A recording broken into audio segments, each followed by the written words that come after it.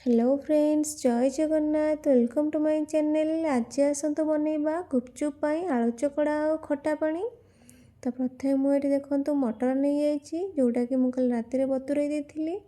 मटर आउ 4टी आलू मुझे नहीं जाइए। या भल भाव धोई आम प्रेसर कुकर सिझेदबा, कारण प्रेसर कुकर सिझेले जल्दी सिझी जाए।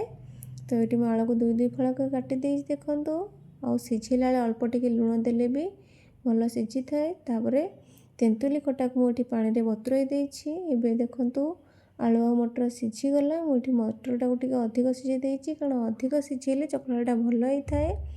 तो प्रथम मुझे कंचा लंका दे देछि, तापर पियाज धनिया पत्र दे देछि। देखंतु धनिया पत्र दे सारी लुण दे देछि स्वाद अनुसार। तापर टिके लंका जीरा गुंड देछि, कारण लंका जीरा गुंडा देले भल बास्ना होता है चकलाटा। ये चकड़ा देखो रेडी हो गला।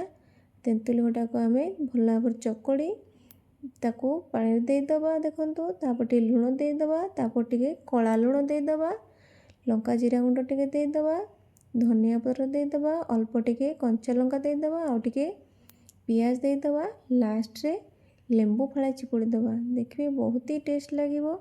एबे हमर रेडी हो जाइए गुपचुप चकड़ा और पानी। तो पूर्व मु गुपचुपटा छाणी देइथिली।